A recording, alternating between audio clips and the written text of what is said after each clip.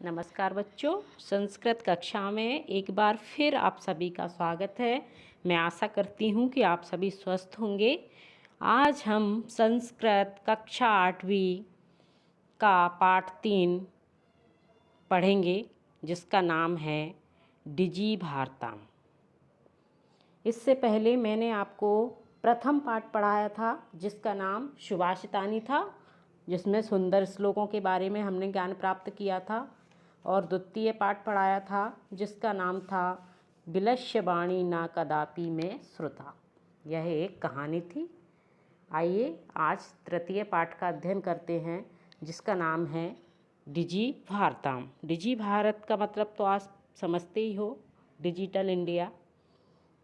इसी के अंतर्गत हम मोबाइल, कंप्यूटर आदि चीज़ों का अध्ययन करते हैं। आइए देखते हैं।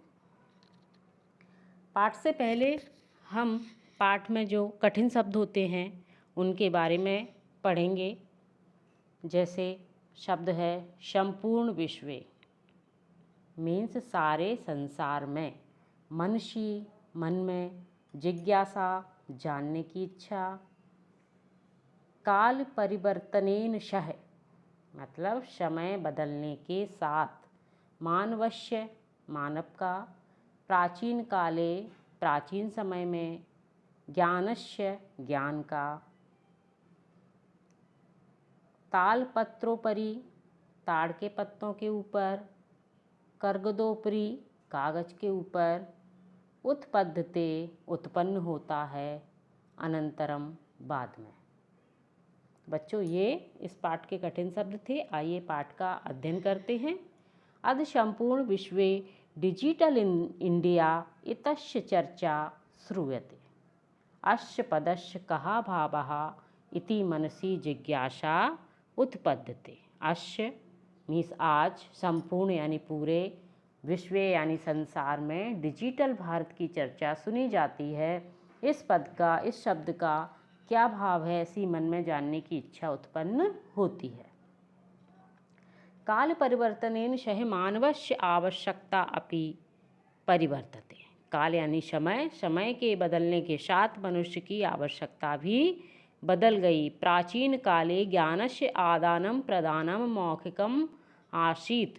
प्राचीन काल में जो ज्ञान का स्वरूप था वो मौखिक था, मतलब मौखिक आधार पर विद्या दी जाती थी और सुनने से उसको ग्रहण किया जाता था। अनंतरम तालपत्रोपरि भोजपत्रोपरि चा लेखन कार्यम आरब्धा। उसके बाद ताड़ के पत्रों के ऊपर, ताड़ एक पेड़ होता है, उसके पत्रों के ऊपर और भोजपत्रों के ऊपर लिखने का कार्य शुरू हुआ। समय बदलने के साथ कागज का और लेखनी का भी आविष्कार हुआ। सभी के मन के भावों को कागज के ऊपर लिखना शुरू हुआ। मन में जो भाव थे उनको कागज पर लिखना शुरू हुआ। टंकण यंत्रस्य आविष्कारेण तु लिखिता सामग्री टंकिता सती बहुकालाय सुरक्षिता अतिष्ठत। वैज्ञानिक प्रविधि प्रगति यात्रा पुनरापि अग्रे गता।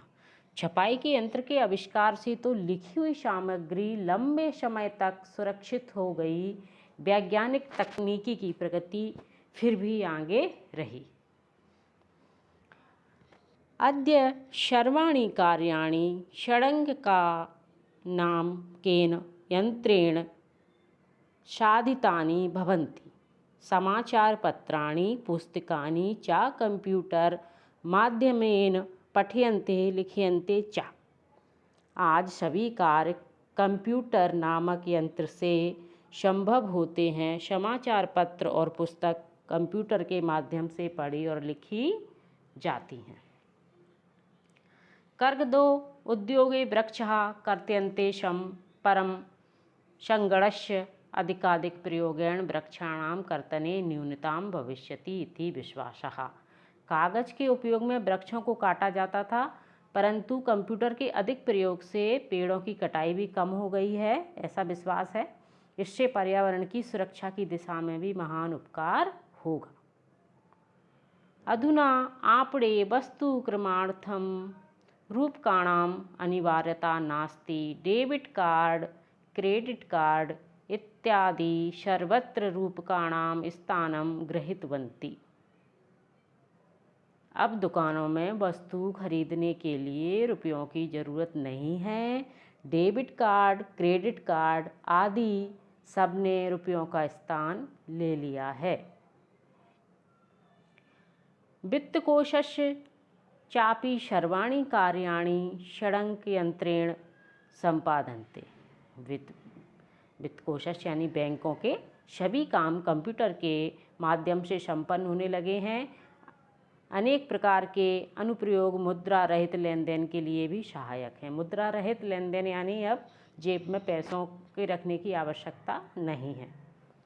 कुत्रापि यात्रा करणीया भवेत् रेल यात्रापनस्य वायु यात्रापनस्य अनिवार्यतः अद्य नास्ति। कहीं भी यात्रा करनी हो तो रेल की टिकट, हवाई जहाज की टिकट की आज ज़रूरत नहीं है।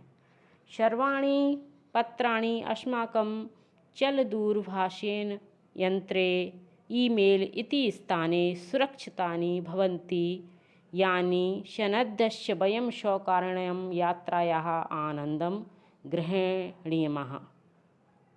सभी पत्र हमारे मोबाइल फ़ोन ईमेल पर सुरक्षित होते हैं, जिन्हें दिखलाकर हम आसानी से यात्रा का आनंद लेते हैं। चिकित्सालयोपि उपचारार्थं रूपकाणाम् आवश्यकतायै नानुभूयते। सर्वत्र कार्ड माध्यमेन ई बैंक माध्यमेन शुल्कं प्रादुप्तुं शक्यते। अस्पतालों में भी उपचार के लिए रुपयों की ज़रूरत नहीं होती है। हर जगह कार्ड के माध्यम से, ई बैंक के माध्यम से फीस दी जा सकती है।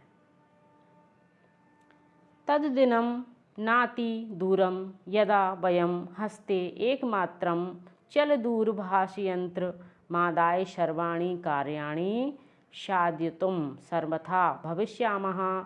वस्त्रपुटके रूपकाणाम् आवश्यकता न भविष्यति। वह दिन अधिक दूर नहीं है जब हम हाथ में केवल एक मोबाइल से सभी कार्य करने में समर्थ होंगे। जेब में रुपयों की भी ज़रूरत नहीं होगी। पासबुक, चेकबुक इत्यादीनो आवश्यकता न भविष्यति।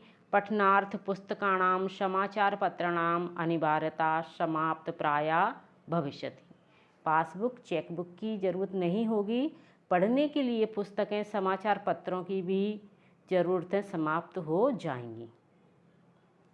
लेखनार्थम अभ्यास पुस्तिकायाः कर्गदस्य वा न्यूनता ज्ञानवेषणार्थं शब्दकोशस्यपि आवश्यकता न भविष्यति।